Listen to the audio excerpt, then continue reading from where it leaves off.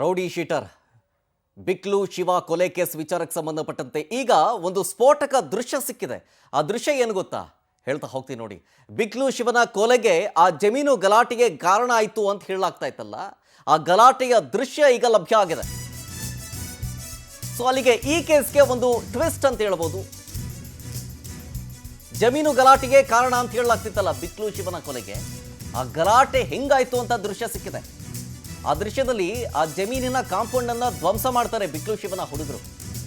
ಕಿತ್ತಗನೂರಿನಲ್ಲಿ compound ಅನ್ನ ಧ್ವಂಸ ಮಾಡಿರ್ತಾರೆ ಯಾರು, ಬಿಕ್ಲು ಶಿವ ಅಂಡ್ ಹುಡುಗರು ಜೊತೆಗೆ ಹೋಗ್ಬಿಟ್ಟು ಧ್ವಂಸ ಮಾಡಿರ್ತಾನೆ ಯಾರು, ಇದೇ ಬಿಕ್ಲು ಶಿವ, ಕೊಲೆಯಾದ ಬಿಕ್ಲು ಶಿವ.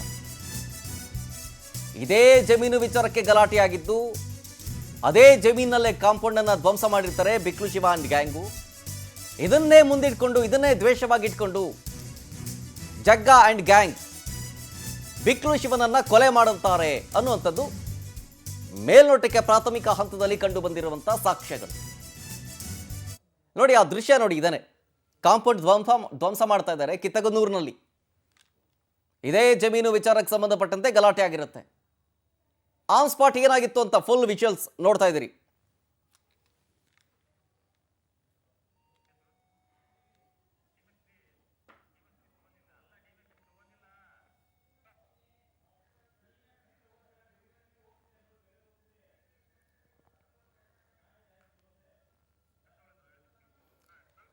ಇಲ್ಲಿ ಕಾಂಪೌಂಡ್ ಕಟ್ತಾ ಇರ್ತಾರೆ. ಕಾಂಪೌಂಡ್ ಕಟ್ತಾ ಇರೋದನ್ನ ಅಲ್ಲಿ ಉಂಟಿಸ್ತಾ ಇದ್ದಾರಲ್ಲ, ಅಂದರೆ ಬೀಳಿಸ್ತಾ ಇದ್ದಾರಲ್ಲ, ಅದು ಬಿಕ್ಲು ಶಿವನ ಹುಡುಗರು. ಬಿಕ್ಲು ಶಿವ ಅಲ್ಲಿ ಹಾಟ್ ಹಾಕೊಂಡು ಓಡಾಡ್ತಿದ್ದ ನೋಡಿ, ಅವನು ಬಿಕ್ಲು ಶಿವ.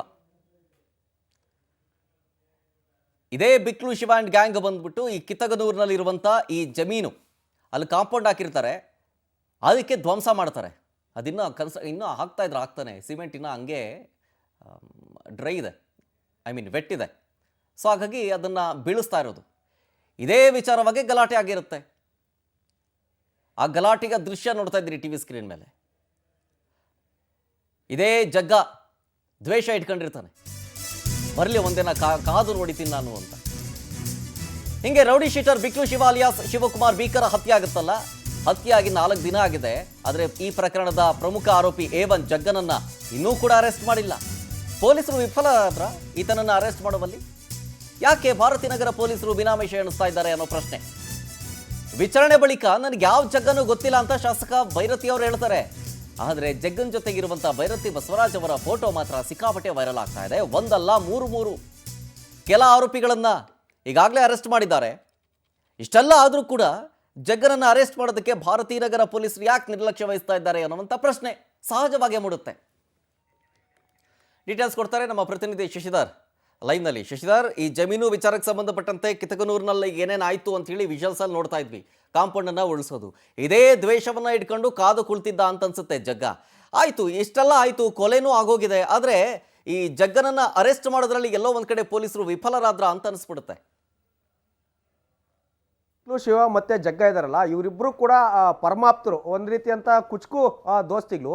ಈ ಬಿಕ್ಲು ಶಿವಗೆ ಒಂದಷ್ಟು ಕನಸಿತ್ತು, ಏನಂತಂದರೆ ಏನಾದರೂ ಮಾಡಿ ಒಂದಷ್ಟು ಲ್ಯಾಂಡನ್ನು ಸಂಪಾದನೆ ಮಾಡಬೇಕು, ಜೀವನದಲ್ಲಿ ಚೆನ್ನಾಗಿರ್ಬೇಕಂತ ಹೇಳ್ಬಿಟ್ಟು.